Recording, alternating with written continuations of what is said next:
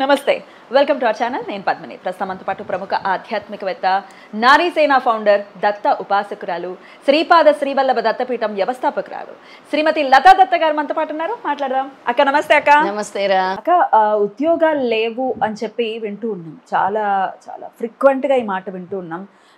రీసెంట్గా మనసుని కలిచివేసింది ఒక ఇన్సిడెంట్, ఫేస్బుక్లో చూశాను. తెలిసిన ఫ్రెండ్ అనమాట, ఉద్యోగం లేదు అని చెప్పి సూసైడ్ చేసుకున్నాడు అబ్బాయి. ఎంత బాధాకరం. 3 years నుంచి ట్రై చేస్తున్నట్ట, ఉద్యోగం రాలేదు. సో బాధాకరం. అలా తనువుని చాలించడం అనేది డెఫినెట్గా చాలా చాలా చాలా బాధాకరమైనటువంటి విషయం. జస్ట్ ఉద్యోగం లేదు అంటే డెఫినెట్గా రకరకాల ఈక్వేషన్స్ ఉంటాయి కదా, మరి ఫ్యామిలీని చూసుకోవాలి, లేకపోతే రకరకాలు ఉంటాయి. అసలు ఎలా బ్రతుకుతారు? ఆదాయం లేకపోతే మన పీఠంకి కూడా అన్ని అవే. అంటే ఉద్యోగాలు లేక పాపం చాలా మంది వస్తూ ఉంటారు.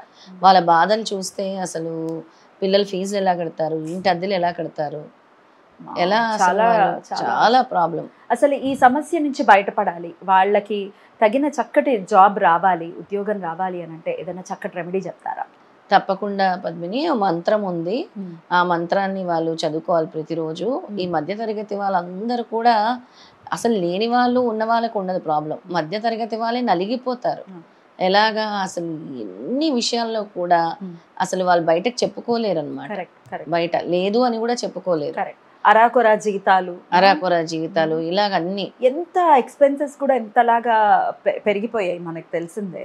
చాలా ఇది పెరిగిపోయినటువంటి పరిస్థితి. అసలు ఉద్యోగమే లేకపోతే ఏం చేస్తాం అసలు? అందుకే వీళ్ళు ఏం చేయాలంటే ప్రతిరోజు కూడా హనుమాన్ గుడికి వెళ్ళాలి. ఫస్ట్ హనుమాన్ గుడికి వెళ్ళి 9 ప్రదక్షిణలు చేయాలి. హనుమాన్ గుడికి వెళ్ళి హనుమాన్ గుడి చుట్టూ కానీ, అక్కడ ఉండే రావి చెట్టుకు కానీ, అశ్వత్థ వృక్షం అంటాం రావి చెట్టుకి, అక్కడ ప్రదక్షిణలు 9 ప్రదక్షిణలు చేసుకోవాలి.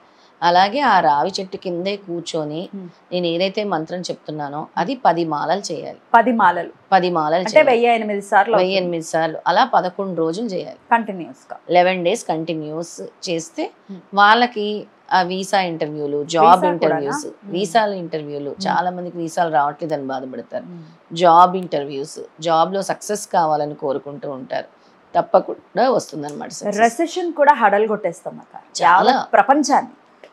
ట్రంప్ వచ్చిన తర్వాత అటు అమెరికాలో కూడా రకరకాల ఈక్వేషన్స్ అనేవి మారిపోయాయి. లక్షలు కట్టిన వాళ్ళు వెనక్కి తిరిగి వచ్చారు. ఇప్పుడు ఆ లక్షల లోన్లు ఎలా తీర్చుకుంటారు? లక్షల లోన్లు ఎలా తీర్చుకుంటారు? అసలు అందరికీ కూడా ఈ ఉద్యోగం ఒక ప్రధాన సమస్యగా మారిపోయింది. ఈ రెసిషన్ అనేది చాలా మంది జీవితాల్ని ఈ విధంగా, అంటే ఎలాగా సూసైడ్స్ చేసుకునే విధంగా, పాపం అసలు ఎప్పుడు చేయని వాళ్ళు పార్ట్ టైం ఉద్యోగాలు, స్విగ్గీలు, జొమాటోల్లో, ఊబర్లు నడుపుకుంటుంటే చాలా బాధేస్తుంది వాళ్ళందరూ. చదువుకొని అంటే అదేదో తప్పు పనో చిన్న పనో అని కాదు, కాకపోతే వాళ్ళకి తగిన జాబ్ రావాలి కదా. తగిన జాబ్. ఏదో ఇంజనీరింగ్ చేసేసి నేను కొరియర్ బాయ్ లా పనిచేస్తానంటే ఎట్లా కుదురుతుంది? కుదరదు. దీంతో పాటు ఒక వారం రోజులు సప్తాహ పారాయణం, గురుదేవుడే వీళ్ళని కాపాడగలడు.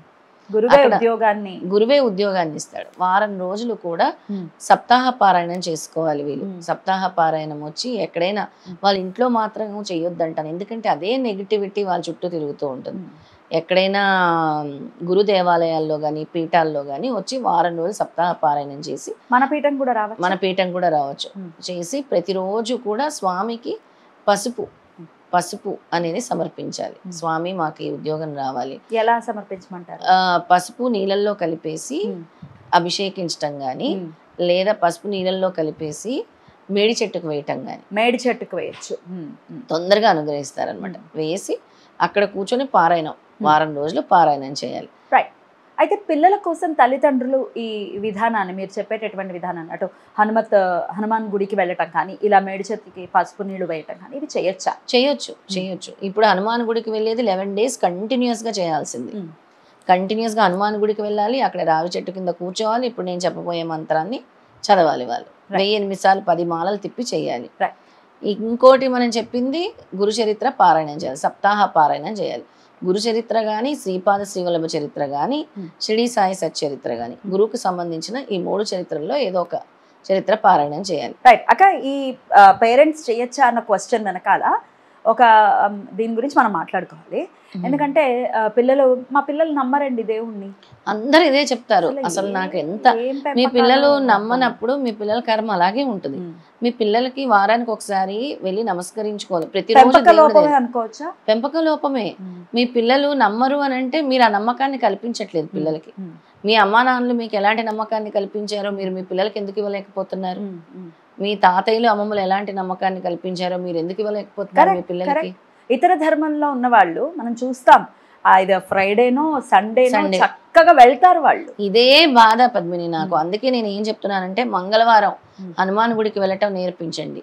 శనివారం, ఎందుకంటే వీకెండ్స్ హాలిడేస్ కదా, సాటర్డే ఆర్ సండే మీ పిల్లలకి ఏ రోజు హాలిడే వస్తే ఆ రోజు కంపల్సరీ గుడికి మీరు తీసుకెళ్ళండి. మీరు తీసుకొని వెళ్ళండి. చిన్నపిల్లలు అయితే మీరు హ్యాబిట్ చేయండి. ప్రతి ఆదివారం మీకు సెలవు కాబట్టి ఫస్ట్ మీరు వండుకునే నాన్ వెజ్లు కూడా పక్కన పెడితే మంచిది. ఆదివారం రోజు పిల్లల్ని తీసుకెళ్ళటం నేర్పించండి. పొద్దున కాకపోతే సాయంత్రం. మీరు కూడా ఆ రోజు నాన్ వెజిటేరియన్ తినకండి. ఆదివారం వచ్చిందంటేనే పెద్ద festival, non veg festival. First దాన్ని మానేసి మిగతా రోజులు తినండి, పర్వాలేదు. ఆదివారం దాన్ని మానేస్తేనే మీకు తొందరగా కూడా అంటే ఏదనుకుంటే అది జరుగుతాయి. పిల్లలకు కూడా నేర్పించండి. ఎందుకంటే మనకి ఆదివారం అనేది ముఖ్యం. ఎటువంటి పనులు జరగాలన్నా, మన వేదాలు తొందరగా మనం మంత్రోచ్చారణ చేయాలన్నా ఆ రోజు తొందరగా కూడా మనకి ఫలిస్తుంది. నేర్చుకుంటాం కూడా. ఆదివారం అనేది ఇంపార్టెంట్ డే మన సనాతన ధర్మంలో.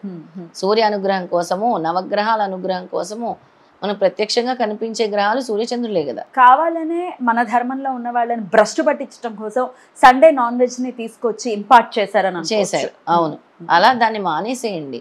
మానేసి చెయ్యండి. ఏదైనా ఒక సంకల్పం ఉంటే అది నెరవేరాలంటే ఫస్ట్ దీన్ని పాటించండి. దాన్ని దూరం చేసుకోండి.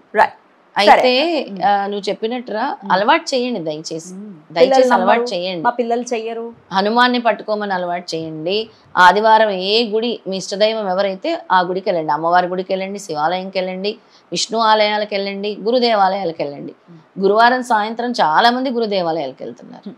సో ఆల్రెడీ ఇప్పుడు పెద్ద పెద్ద పిల్లలు ఉన్నారు. ఇంకా వాళ్ళు ఇప్పుడు సడన్ గా నమ్మేయండి మీరు చేసేయండి అంటే వాళ్ళు వినరు. అది మాత్రం రాంగ్. వాళ్ళకు గట్టి దెబ్బ తగులుతుంది చూడు, భగవంతుడి పాదాలే పట్టుకుంటారు. అప్పుడు ఇంకేం చేస్తాం? మనం అనకూడదు.